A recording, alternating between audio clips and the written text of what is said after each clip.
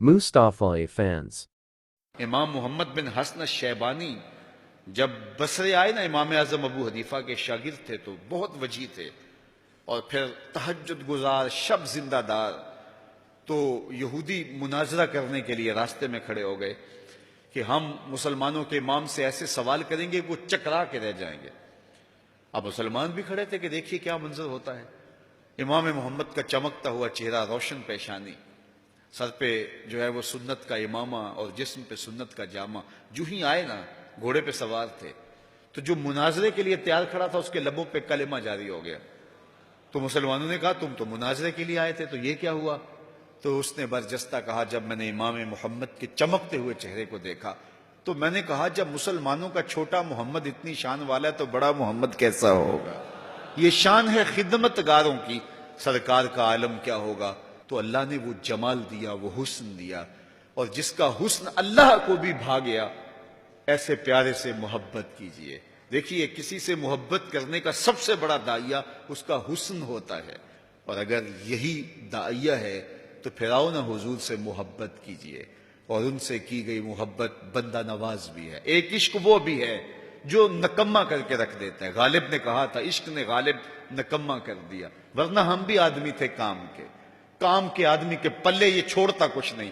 لیکن جس کا عشق کی کہانی میں آپ کو سنا رہا ہوں، جس حسن کے قصیدے میں پڑھ رہا ہوں، وہ حبشی بلال کو کعبے کی چھت پہ چڑھا دیتا ہے، وہ عزتوں کی مسند پہ بٹھا دیتا ہے. اقبال یہ کس کے عشق کا فیض عام ہے، رومی فنا ہوا حبشی کو دوام ہے. یہ وہ عزت نواز عشق ہے کہ جو بازو پکڑے تو حشر کے دن بھی نہیں چھوڑے گا. تو آئیے میں اور آپ اس مجلس رحمت میں عہد کریں کہ اپنی زندگی حضور کے بتائے ہوئے طریقوں کے مطابق بسر کریں گے. ہم حضور سے ٹوٹ کے پیار کریں گے، حضور سے محبت کریں گے.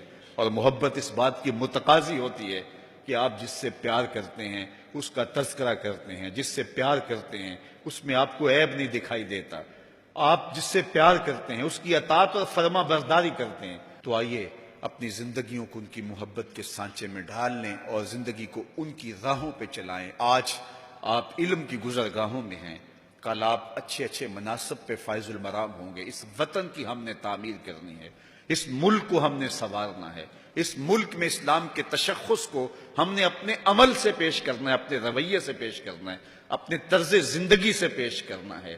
ہماری زبان کبھی بھی جھوٹ نہ بولے اس لیے کہ ہم حضور کے غلام ہوتے ہیں، ہمارے رویوں میں خوبصورتی رہے اس لیے کہ ہم حضور کے غلام ہوتے ہیں. اور وہ دن آئے کہ اس ملک کی باغ ڈور آپ سنبھالیں تو ایک اچھی قوم کی صورت میں ہم دنیا کے اوپر سرخرو ہو کر کے جو ہے وہ سر اٹھا کے چل سکیں.